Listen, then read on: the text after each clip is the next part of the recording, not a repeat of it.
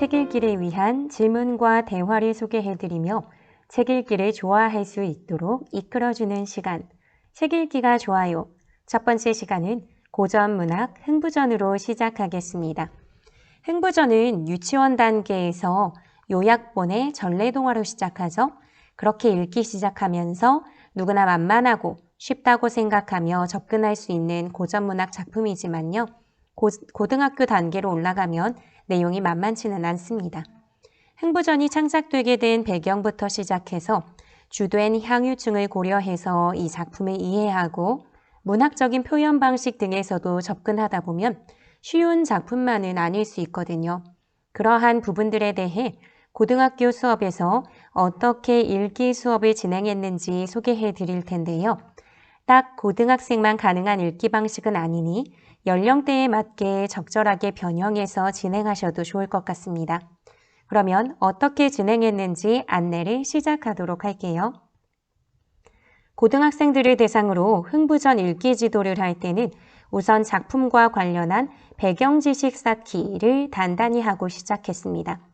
모든 책 읽기의 사전 과정에서 배경 지식 쌓기를 꼭 해야 하는 것은 아닙니다.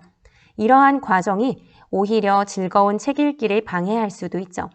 하지만 수업을 통해 진행하면서 지식적인 측면에 깊이 있는 이해가 중요한 고등학교 수업이었기 때문에 이러한 부분을 언급한 거고요. 수업이 아니라 그냥 가정에서 독서 활동을 하는 경우라면 굳이 하지 않으시고 작품을 그냥 읽으면서 자연스럽게 이해할 수 있도록 하셔도 될 것 같습니다. 이 배경 지식과 관련한 자세한 내용은 제 채널에 영상으로 만들어 놓았으니 상단에 카드를 참고해 주시면 될 것 같습니다.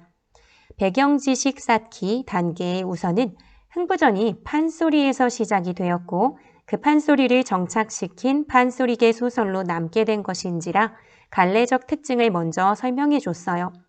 흥부와 놀부가 형제임에도 불구하고 이렇게 극명하게 경제적 차이가 생겼던 어떤 이면, 내용 자체가 흥부, 놀부의 어떤 경제적 차이가 다루어지고 있잖아요. 근데 그 이면에는 조선시대 후기에 상속제도가 자리 잡고 있어요. 그래서 상속제도가 장자 우선으로 물려주는 것으로 변화되었던 조선 후기의 변화상, 이것을 알면 조금 다르게 보이기도 하거든요. 그래서 그러한 면들도 결합해서 보면 아주 자연스럽게 역사적인 면과 결부시킬 수 있을 것 같아서 이러한 부분도 설명을 했습니다. 그리고 판소리나 판소리 계열 소설, 고전 소설에서는 빼놓을 수 없는 개념인 해학과 풍자에 대해서도 이야기했죠. 그러면서 마지막으로는 작품의 배경이 되는 조선 후기의 사회상에 대해서도 정리를 해줬습니다. 이러한 부분들에 대한 이해가 선행되면 더 깊게 이해할 수 있고 안 보이던 것들도 보이게 되거든요. 이러한 것들에 대한 학습이 마무리되면 이제 본격적으로 책을 읽어나가면 됩니다. 다음 단계에서는 흥부전 전체를 읽는 과정에서 이런저런 질문을 던지고 만약 대화를 나누며 진행을 한다면 대화할 거리들을 이제 어떻게 만들어갈지 방향을 세워봤는데요.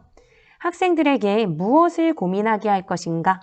라는 생각을 하면서 흥부로 대변되는 당시의 서민들, 피지배 계층들이 그들이 살아가는 당시의 사회 속에서 느껴야 했던 결핍, 부족함, 이런 것들이 어떻게 드러나는지, 그리고 그 결핍이 어떻게 충족되어 가는지 그 과정을 고민하게 해야겠다는 생각을 했어요. 흥부전의 핵심은 가난하지만 선하게 살았던 흥부가 그 행동에 대한 보상으로 그동안 가난했던, 그 결핍되었던 그 상황이 충족되어 가는 과정이니까 그러한 것이 구체적으로 어떠한 장면을 통해 드러나는지 찾아낼 수 있고 그리고 그 부분에 대해 생각해 볼 수 있어야 전체 내용을 잘 파악한 거죠. 그리고 나중에 결국은 그러한 부분이 문제로 출제되게 되는 것이니까 그러한 것을 스스로 파악하고 생각하게 하고 싶었습니다. 그러면서도 판소리계 소설이 가지고 있는 특징인 작품을 향유하는 계층의 이원화, 즉 지배층과 피지배 계층 모두 좋아했던 갈래라는 측면을 생각할 때 당시에 지배층들이 지향했던 가치관은 어떻게 반영되어 있을지 생각해 보게 하고 싶었어요. 이를 통해 궁극적으로는 판소리계 소설이 지닌 주제의 이원화, 이 측면을 생각하게 하고 싶었습니다. 이런 게 판소리계 소설이 출제되었을 때 잘 다뤄지는 부분이기도 하잖아요. 그러면서도 앞서 말씀드린 배경 지식과 관련하여 해학과 풍자, 상속제도 이런 것들에 대해서도 세세하게 고민하게끔 질문과 대화할 거리를 만들어 보았습니다. 그래서 장면 장면에 따른 질문들을 흥부전 본문 옆에 구성해 놓았는데요. 이는 만약에 그냥 대화의 방식으로 책 대화를 진행하신다면 그냥 이야기를 주고받으면서 진행할 수도 있고요. 수업을 통해서 진행을 하신다면 제가 한 것처럼 이렇게 학습지 옆에 적어주시면 좋을 것 같아요. 작품 맨 앞에서는 놀부와 흥부의 성격을 잘 보여주고 있으니 그 부분에서는 흥부와 놀부의 성격이 어떠한지 그냥 막연하게 착하다, 나쁘다가 아니라 본문의 내용을 근거로 정리하거나 이야기하라고 합니다. 그리고 작품 전반적으로 특정 장면이나 흥부의 아내의 말을 통해서 조선시대 상속제도, 그리고 그 상속제도로 인한 장자 상속의 문제 등에 대한 부정적 인식이 드러나게 되는데요. 그런 것들도 파악해서 정리하거나 이야기해 볼 수 있도록 합니다. 구체적 장면을 통해 그 의미를 읽어내는 과정이 중요하기 때문에 그냥 배운 지식을 달달 외우기보다 직접 적용해서 찾아가는 연습이 필요합니다. 그리고 고전 소설의 표현 방식으로 빈번하게 나오는 해학적 요소는 거의 매 장마다 제가 찾아보라고 정리해 줬었습니다. 깊이 있게 다루든 가볍게 다루든 자주 묻게 되는 부분이기도 하고요. 단순히 웃음을 유발하는 것에서 더 나아가 현실에 대응해 나가는 서민들의 건강한 삶의 태도이기도 하기 때문에 우리 아이들이 삶을 살아가는 데에서도 그렇게 유연하게 웃어 넘길 수 있는 자세를 배우는 게 중요한 거란 생각이 듭니다. 그래서 그런 점을 구체적으로 찾고 느껴볼 수 있도록 해주면 좋겠죠. 그리고 흥부 부부가 열심히 노동하는데도 가난을 벗어나지 못하잖아요. 그런 장면에서는 그 이유를 한번 생각해 보게끔 유도하는 질문을 던졌습니다. 작품 표면에는 나타나지 않지만 빈익빈 부익부 현상이 심화되어가는 당대의 모순된 사회 구조, 이것과 관련하여 고민을 해볼 수 있으면 좋겠고, 이러한 측면은 현대를 살아가는 우리의 삶의 문제와도 관련이 있을 수 있기 때문에 확장적인 독서나 글쓰기에도 중요한 주제가 될 수 있습니다. 이 부분과 사회 구조의 모순과 관련된 부분, 이런 것들은 수능에도 선지로 구성되어 출제된 적이 있어요. 그만큼 우리의 현실 문제와 연결해서 작품을 이해하려는 노력은 정말 의미 있는 거라고 생각합니다. 다음으로는 어려운 한자성어 고사가 빈번하게 나오는 이유를 생각해 보자고 했어요. 주된 향유층은 서민이지만 양반층도 즐겨 향유했던 갈래라는 것을 떠올릴 수 있는지 확인하는 가벼운 질문 정도이긴 하지만 이를 통해 언어의 이중성, 이런 것도 같이 설명하려는 의도, 이런 것도 있습니다.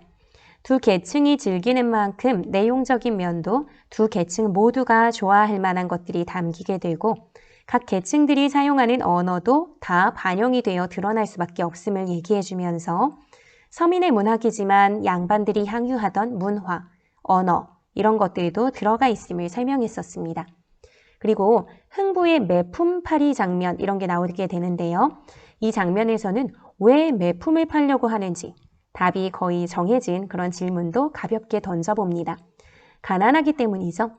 하지만 여기서 조금 더 확장된 대화나 글쓰기도 가능해집니다.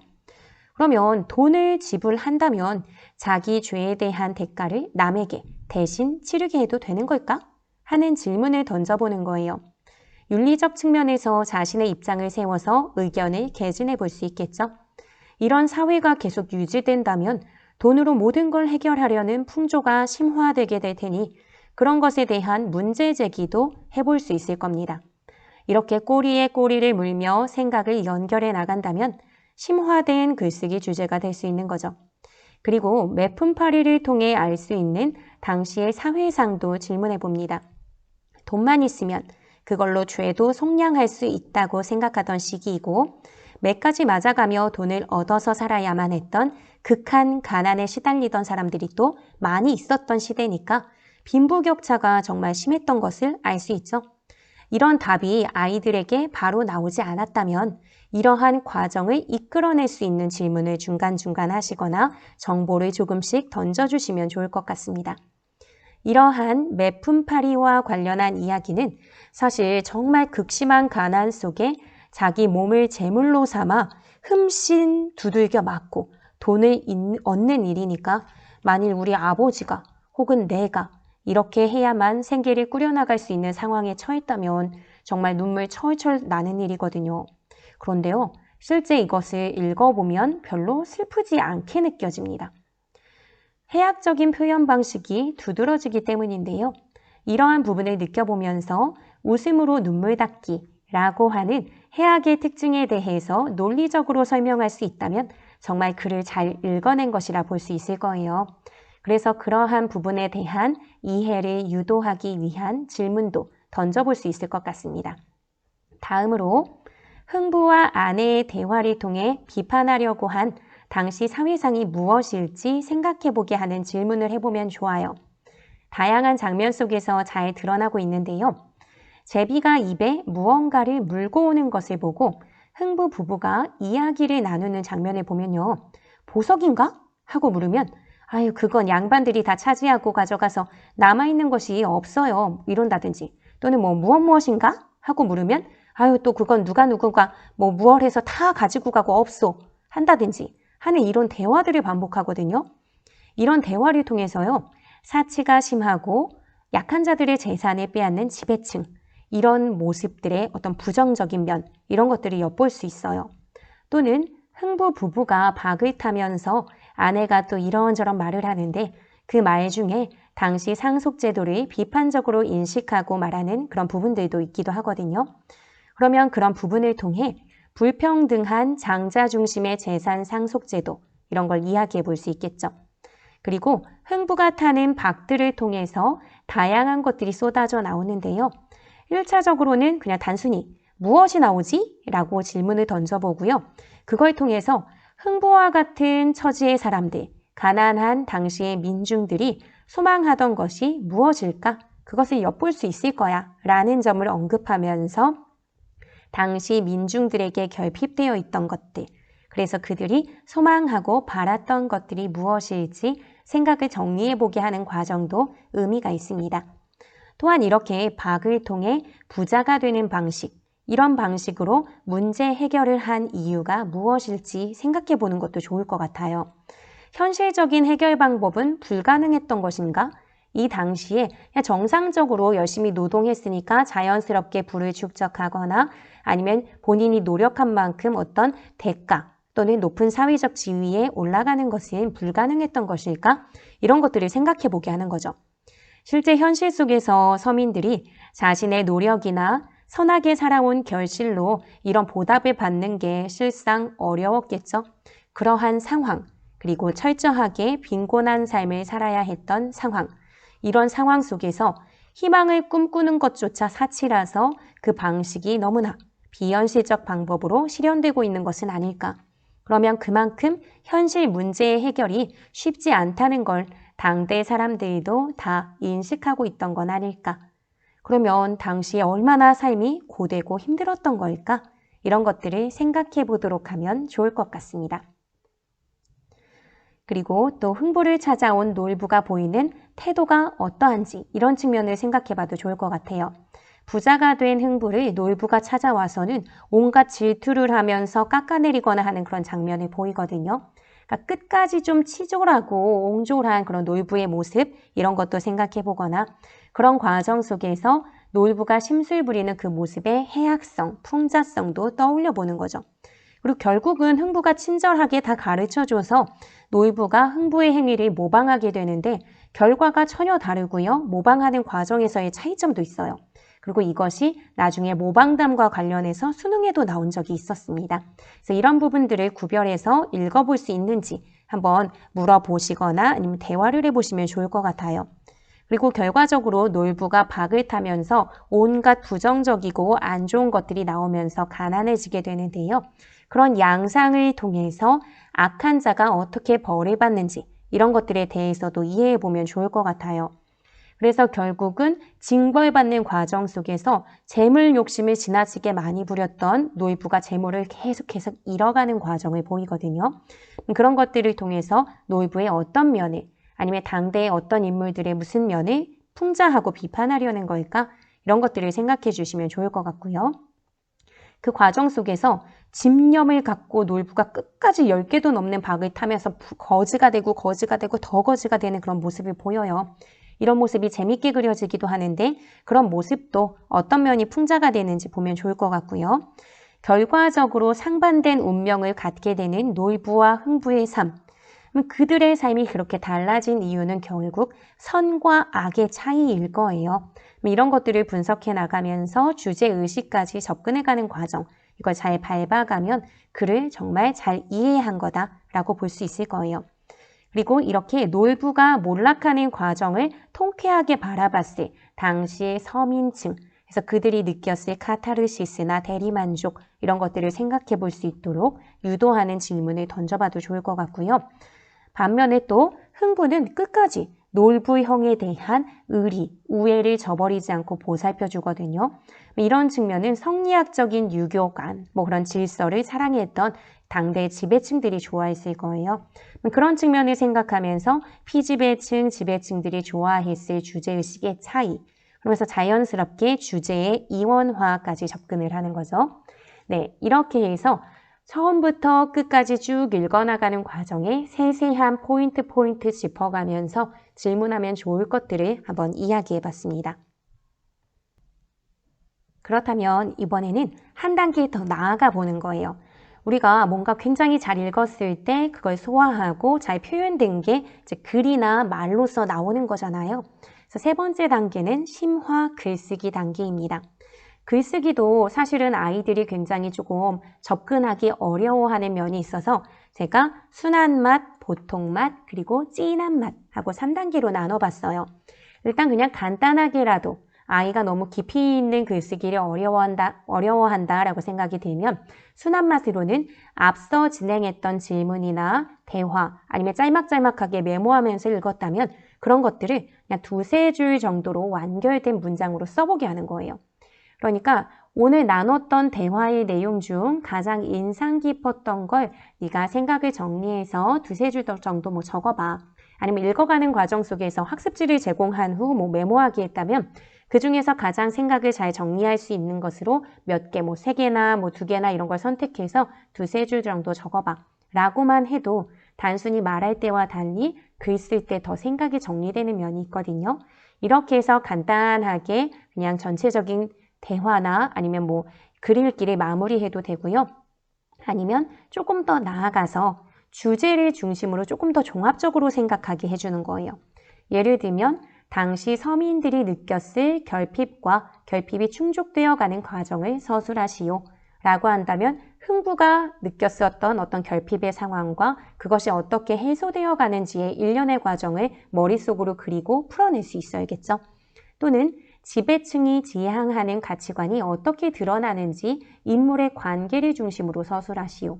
만약에 이렇게 된다면 흥부, 놀부의 관계를 중심으로 했을 때 억압하고 나쁘게 굴면서 자기의 책임을 다하지 못했던 형에게 끝까지 우애 있는 모습을 보임으로써 나중에 그 형을 변화시키죠. 그런 측면에서 봤을 때 지배층이 지향하는 가치관도 드러나고 놀부와 흥부의 관계도 설명하면서 전개를 할 수 있을 거예요. 또 3번째, 양반 서민이 모두 즐길 수 있었던 측면을 근거로 하여 주제의 이원화를 서술하시오. 그러니까 판소리계 소설의 주제의 이원화라는 특징을 잘 반영해서 설명해야 될 거고요. 이걸 설명하려면 흥부의 관점에서, 놀부의 관점에서 다 이야기가 조금 나올 수 있겠죠. 4번째, 웃음으로 눈물 닦기가 드러난 장면. 이것을 근거로 하여 그 효과를 서술하시오. 해악을 조금 더 깊이 있게 다룬 내용이라고 생각하시면 되고요. 형은 부자인데 아오는 가난한 까닭을 조선시대의 상속제도를 바탕으로 서술하시오. 라고 한다면 이런 것들은 또 약간 좀 확장된 독서라고 볼 수 있겠죠. 조선시대의 상속제도에 대해서 본인이 조금 공부를 하거나 하면서 쓸 수도 있고요. 그래서 이런 모든 것들은 아이들이 생각을 조금 더 심화시킬 수 있게 열어주는 거라서 뭐 이것 외에도 다양하게 좀 생각하고 글쓸거리를 주실 수 있을 거예요. 다만 글을 쓸 때 조건은 이렇게 주면 좋을 것 같아요. 흥부전의 내용을 근거로 하여. 학교에서 학생들한테 이런 글을 쓰게 하면요. 그냥 굉장히 원론적인 얘기나 생각을 쭉 드러내는데 작품의 내용을 근거로 하지 않고 그냥 두루뭉술하게 쓰는 경우들이 있거든요. 하지만 우리는 글을 쓰는 과정 속에서 하나의 작품을 온전하게 소화하기 위한 것, 그래서 나중에 그런 것들이 문제화되거나 아니면 좀 우리가 제대로 소화해서 이해해야 되는 상황이 펼쳐졌을 때 작품을 꼭꼭 씹어 먹었는지, 그래서 제대로 이해했는지를 확인하는 거라서 내용을 근거로 잡고 아이들이 쓰는 연습을 시켜주는 게 좋습니다. 그래서 한 10줄 정도 이상 작성하게 하면요. 그 과정 속에서 생각이 쭉 정리가 될 거예요. 이것까지도 학생이 무리 없이 잘 진행한다라고 하면 조금 진한 맛을 보여줄 필요도 있을 것 같아요. 요건 한 단계 더 나아가서 우리가 살아가는 현실의 관점과 연결지어서 글을 써보게 하는 거예요. 순한 맛, 보통 맛 이런 것들이 그냥 단순히 홍보전 하나의 작품에 머무른 것이었다면 우리가 어떤 문학을 공부하거나 읽는 것이 그냥 그 작품을 읽는 데서만 머무르기보다 나의 삶이나 가치관에 영향을 준다면 더 의미가 있잖아요. 그러니까 그런 것을 유도하는 것이라고 생각하시면 됩니다. 그래서 예를 들어서 제가 한 2개 정도 생각해 봤는데요. 하나는 아무리 열심히 노력해도 곤궁하게 살아가는 흥부 부부의 삶에서 알 수 있는 당대 사회의 문제점을 분석해보고 현재의 사회와 비교하여 서술해보자. 빈익빈 부익부와 관련한 문제는 과거에만 그쳐있는 문제는 아니죠. 오늘날에도 열심히 살아가지만 현실의 어떤 장벽에 부딪혀서 현실이 나아지지 못하고 힘들어하는 삶의 모습들도 존재하거든요. 그런 것과 비교해 보면서 서술하면 의미가 있을 거고요. 지금 현대의 어떤 제도적인 측면과도 연결지어서 뭐 비슷한 점, 차이점, 그래도 과거보다 지금 개선된 점이 있다면 뭐 그런 점 또는 거의 비슷한 점, 어떤 것들이 있는지를 하나하나 생각해보고 가능하다면 자료도 한번 찾아가면서 글을 쓴다면 굉장히 의미 있는 글이 될 거예요. 그리고 2번째로는 조선시대의 상속제도와 현대의 상속제도는 어떻게 다른가? 그러한 변화가 생기게 된 까닭을 평등의 관점에서 서술해보자. 요거는 제가 수행평가를 할 때 학생들이 많이 선택했던 글의 주제이기도 해요. 조선시대 상속제도에 대해서는 제가 어느 정도 좀 설명을 해줬고요. 만약에 이 주제를 바탕으로 내가 어떤 사회제도나 법률에 관심이 많다라고 하면 그런 친구들은 미리 조금 뭐 관련된 자료를 조사해 온 후 학교에서 글쓰기를 할 때 참고해서 써도 돼 라고 했더니 현대의 상속제도가 어떻게 변화했는지를 굉장히 자세히 조사해서 평등의 관점에서 봤을 때 굉장히 진일보하게 된 그런 과정들을 굉장히 잘 서술해준 그런 친구들도 있더라고요. 그래서 이런 부분도 굉장히 의미가 있죠.